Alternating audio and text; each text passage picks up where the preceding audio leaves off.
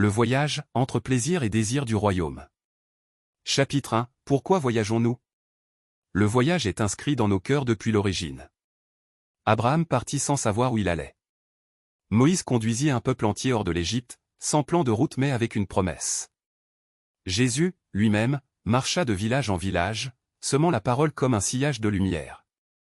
Voyager pour le plaisir, c'est goûter la création. Voyager pour le royaume, c'est rejoindre son Créateur dans chaque paysage, chaque rencontre, chaque silence. Méditation. Va vers toi-même. Genèse 12,1. Et si chaque pas loin de chez soi nous ramenait à nous-mêmes? Et si chaque étape révélait un secret de notre destinée? Chapitre 2. Le voyage intérieur. Un esprit aligné sait que la plus grande aventure est celle du cœur. Partir pour l'extérieur n'a de sens que si l'intérieur suit. Combien voyagent mais restent prisonniers? Combien partent mais n'arrivent jamais? Voyager pour le royaume, c'est accepter de se dépouiller. C'est marcher léger, les mains ouvertes, le cœur humble. C'est comprendre que chaque frontière franchie à l'extérieur est une frontière franchie à l'intérieur. Prière. Seigneur, fais de mon voyage une marche vers toi. Garde mes pas des détours inutiles. Apprends-moi à voyager pour ton désir, et non pour ma seule curiosité. Chapitre 3. Voyager pour porter la vie. Celui qui voyage pour le royaume n'est jamais seul. Il porte avec lui la vie, la parole, la paix. Chaque lieu foulé devient une terre bénie.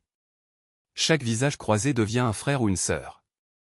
Comme le Père m'a envoyé, moi aussi je vous envoie. Jean 20,21. Ce voyage est mission. Ce voyage est semence. Ce voyage est offrande. Chapitre 4. Le voyage, zone de confort ou zone de transformation.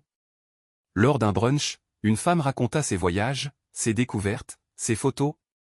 Puis soudain, sa voix se brisa. Elle se mit à se lamenter de la manière dont certaines personnes croisées sur son chemin l'avaient blessée. Elle ne comprenait pas, car pour elle, le voyage devait rester une zone de confort. Mais un esprit aligné sait que le voyage est souvent un test. Ce n'est pas un refuge, c'est une forêt d'apprentissage. Chaque inconfort est une école. Chaque dérangement est une alerte spirituelle. Prière. Seigneur, quand la rencontre me dérange, enseigne-moi la douceur. Quand l'autre me blesse, enseigne-moi le pardon. Quand l'imprévu surgit, enseigne-moi à te faire confiance. Chapitre 5. Se laisser porter et se vider. Quand l'homme voyage, il se laisse porter.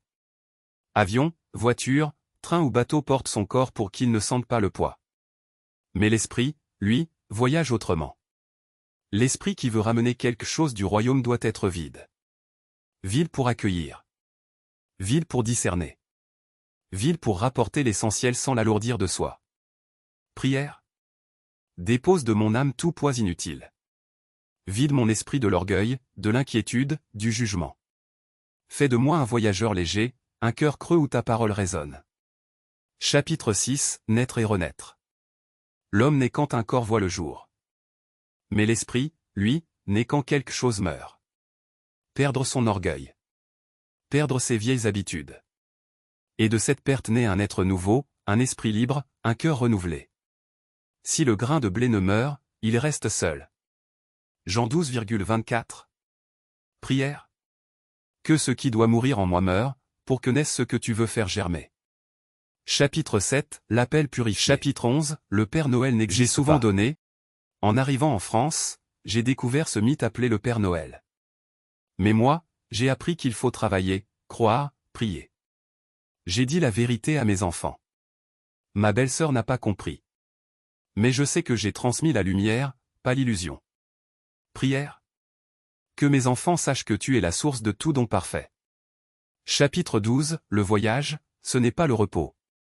Voici ce que beaucoup pensent du voyage, plaisir, repos, distraction.